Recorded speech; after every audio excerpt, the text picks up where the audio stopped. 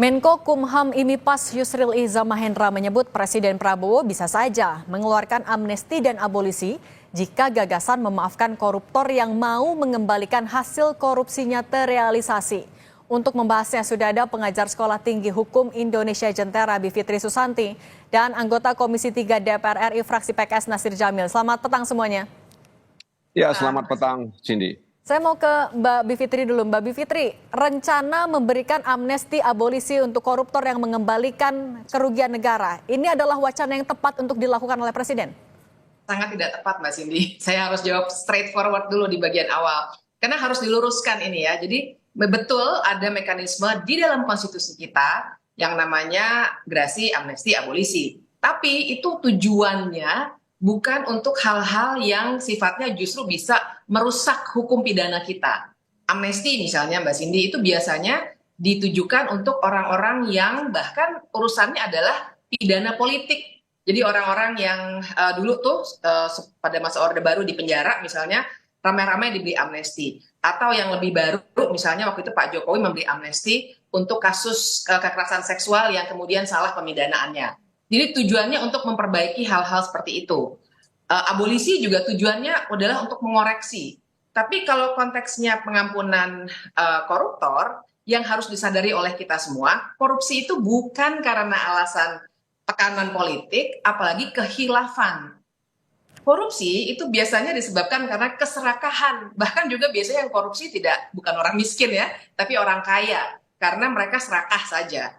Jadi pemaafan sebenarnya justru akan merusak hukum pidana kita karena seakan-akan tidak ada efek jera yang mungkin mereka dapatkan, malah mungkin ibaratnya tuh kita berjudi aja, kita korupsi aja dulu. Nanti untung-untung kalau misalnya kita kembalikan sedikit, terus lolos dari pidana. Ini akan sangat merusak dan sebenarnya melanggar konstitusi kita. Karena tiga hal itu, amnesti, abolisi, dan gerasi, walaupun gerasi tadi tidak disebut ya, itu tiga-tiganya sebenarnya tujuannya bukan untuk memaaf-maafkan tindak pidana yang memang secara nyata sebuah tindakan yang sudah dikualifikasi menurut sistem hukum kita. Nah, Mbak Jadi Bivitri, saya katakan kalau mau amnesti ya biasanya karena tahanan politik misalnya begitu. Mbak Bivitri, tapi kan kalau dari Pak Yusril bilang dasar hukumnya akan menggunakan Undang-Undang Dasar 1945, itu akan berbenturan tidak dengan Undang-Undang Tipikor? Iya, ini ya dikatakan dasar hukumnya UUD 45 karena memang gerasi, amnesti, abolisi itu ada dalam UUD 45. Tapi tujuan masuknya konsep gerasi, amnesti, abolisi di seluruh dunia bukan untuk memaafkan koruptor. Jadi kalau ini yang terjadi, maka lagi-lagi ini sudah menjadi pola ya setahun belakangan ini atau 3 tahun belakangan ini, penyalahgunaan sistem hukum bahkan konstitusi untuk tujuan-tujuan yang sebenarnya merusak negara hukum kita. Jadi tentu saja tidak akan berbenturan, tapi kan kacamata kita Mbak bukan soal legalismenya saja. Apakah konstitusi dia lebih tinggi maka silakan undang-undang tipikor dienyahkan, begitu kan, bukan begitu. Tapi secara konseptual amnesti dan abolisi itu bukan untuk pengampunan sembarang pengampunan terserah presiden. Karena ada akuntabilitasnya, ada tujuannya. Semua konsepsi hukum dalam konstitusi itu pasti ada prinsip-prinsip yang basisnya adalah negara hukum. Dan pengampunan koruptor itu malah merusak negara hukum kita. Oke, soal penyalahgunaan dan juga soal tujuan pemberian. Nah, Bang Nasir Jamil, nah kalau dari Bang Nasir kan untuk amnesti dan abolisi nantinya juga akan diserahkan dulu ke DPR sebelum akhirnya kepresnya diterbitkan. Nah, kalau dari DPR gimana sebenarnya? Lobby-lobbynya udah sejauh mana? Seserius apa sih Pak Prabowo akan merealisasikan ini, pemberian pengampunan untuk koruptor ini? Iya, korupsi itu kan kejahatan kerah putih ya, bukan kerah kuning atau kerah abu-abu ya, atau apalagi tidak berkerah gitu. Jadi dan sering korupsi itu erat kaitan dengan penyelenggara kekuasaan ya, penyelenggara negara. Oleh karena itu memang kita belum bisa pahami ini karena sepotong-sepotong ya. Jadi Pak Prabowo mengatakan seperti itu, lalu kemudian Menko Hukum dan Imigrasi Pemasyarakatan mengatakan merujuk kepada konstitusi. Tadi Bivitri sudah menyampaikan soal itu. Kalau ditanya DPR hari ini sedang menjalani masa reses. Ya, kita tidak bersidang dan setahu saya memang belum ada komunikasi soal itu ke DPR. Ya mungkin saja di antara pimpinan, tapi tidak formal ya, mungkin komunikasi informal. Tapi saya mencoba untuk memahami ya apa yang disampaikan oleh Pak Prabowo. Begini, bisa jadi ya di tangan presiden itu ada data ya di mana sektor sumber daya alam kita itu dikorupsi cukup luar biasa, sangat masif begitu.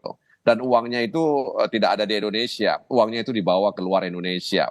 Jadi di tangan Pak Prabowo atau Presiden itu sudah punya data orang-orang yang membawa lari dari kejahatan sektor sumber daya alam, dan dia katakan, hey maling, kira-kira kan begitu, hey maling, gitu kira-kira begitu ya. Kalau bahasa sekarang itu koruptor, hey maling, lo kembalikan, kira-kira begitu. Kalau nggak lo kembalikan, awas lo. Jadi mungkin Presiden sudah punya data seperti saya katakan tadi. Nah dia tinggal ingatkan itu orang-orang itu. Bahkan saya mendengar ya sayup-sayup saya dengar nama-nama juga sudah ada di tangan Presiden. Itu sayup-sayup saya dengar bahwa orang-orang yang membawa uang hasil kejahatan korupsi di sektor sumber daya alam. Dan kita tahu bahwa hari ini KPK juga belum begitu mampu ya masuk ke dalam korupsi sektor sumber daya alam itu. Tapi kalau misalnya memang mau juga mengembalikan keuangan negara untuk orang-orang yang misalnya masih di luar negeri, kenapa tidak mendorong undang-undang perampasan aset aja? Kan juga sebenarnya bisa. Ya, itu salah satu mekanismenya sebenarnya ya. Ya tinggal memang kita tunggu dari Presiden untuk misalnya mengajukan rancangan undang-undang tentang perampasan aset ya. Nah oleh karena itu sekali lagi apa yang disampaikan oleh Pak Prabowo ya terkait dengan hey koruptor kembalikan uang milik rakyat kira-kira begitu, maka aku akan maafkan. Tapi kan itu nanti ada mekanismenya karena asas legalitas itu kan membuat bahwa orang itu Pak bisa diproses secara hukum kalau memang dia melanggar satu peraturan perundang-undangan. Jadi memang ini dari satu sisi asyik juga ini.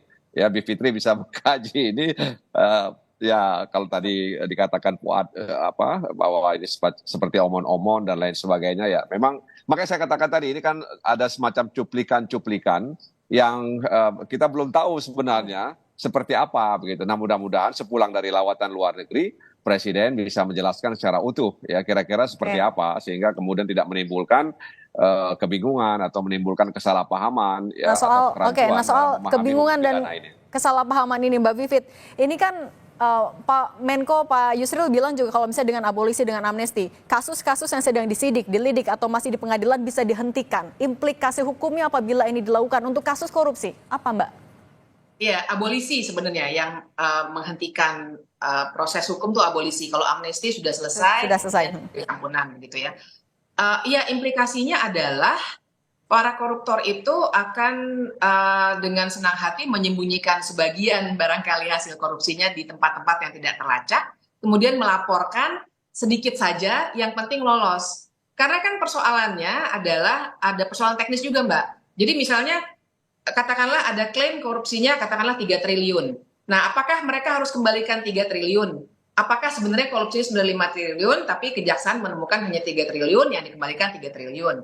Atau jangan-jangan yang dimaksud Pak Prabowo ya dikembalikan sepertiganya aja juga udahlah kita hentikan saja. Jadi secara teknis pun sebenarnya sistem hukum kita berantakan sekali untuk bisa membuat ini ada akuntabilitasnya. Kita kan nggak punya ukuran dan memang dalam hukum pidana juga tidak sesaklek itu ya.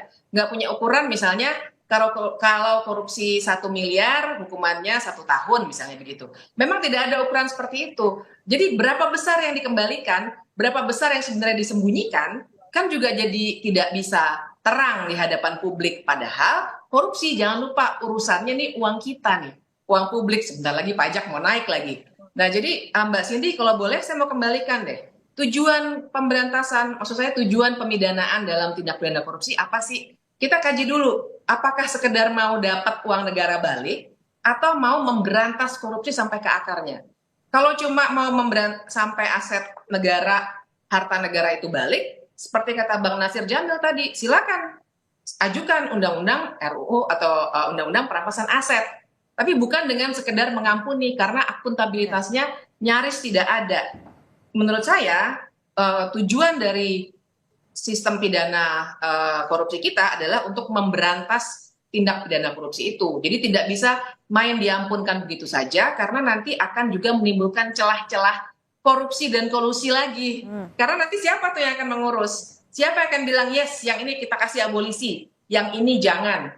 Jangan-jangan nanti tebang pilih lagi. Karena untuk sekarang pun banyak sekali koruptor yang lolos karena tebang pilih karena urusan-urusan politik. Nah, jadi di sini nih yang kita punya masalah besar dalam teknisnya pun. Oke, tapi kalau menurut Mbak Bivitri sebenarnya wacana ini muncul dari, mohon maaf saya ke Bang Nasir. Bang Nasir, tapi kalau menurut Anda, sebenarnya wacana ini disampaikan oleh Pak Prabowo, ini memang dalam bentuk lain untuk mengembalikan aset negara karena Undang-Undang Perampasan Aset belum juga bisa disahkan di DPR, atau bahkan tidak masuk prolegnas 2025? Ya, soal masuk atau tidak masuk itu sebenarnya tinggal kemauan antara eksekutif dan legislatif. Di tengah jalan juga bisa dimasukkan gitu ya. Karena kan banyak pertimbangan kalau memang ingin dimasukkan. Jadi soal masuk atau tidak masuk dalam prolegnas bagi saya itu bukan sesuatu yang penting, tapi itu bisa juga dimasukkan di tengah jalan. Ada mekanisme bisa memasukkan di tengah jalan, asal sekali lagi saya katakan ada political will dari eksekutif dan legislatif untuk membahas itu. Yang kedua, saya katakan tadi bahwa memang agak rumit memang memahami apa yang disampaikan oleh Pak Presiden, meskipun kita mendukung ya agar kemudian hasil jarahan yang dijarah oleh para penjarah itu bisa dikembalikan kepada negara begitu. Tapi kan tentu harus ada mekanismenya semua. Seorang koruptor itu kan dilabel koruptor kan setelah vonis pengadilan ya bahwa dia koruptor. Jadi vonis pengadilan meyakini secara sah bahwa dia melanggar undang-undang sehingga dia divonis misalnya 4 tahun, 5 tahun, 6 tahun, kemudian dia kemudian harus membayar denda, pidana lainnya sebagainya. Jadi memang ini agak sedikit rumit ya apa yang disampaikan oleh Pak Presiden. Nah, mudah-mudahan saja sekali lagi saya katakan pulang beliau dari lawatan luar negeri bisa menjelaskan. Masih butuh diterjemahkan lebih jelas lagi ya Bang Nasir ya. Oke. Iya, karena memang tadi itu secara teknis itu agak rumit gitu untuk menjelaskan. Baik, sudah kami tangkap. Bang Nasir Jamil dan Mbak Bivitri Susanti, terima kasih sudah berbagi di Kompas Petang. Sehat selalu semuanya.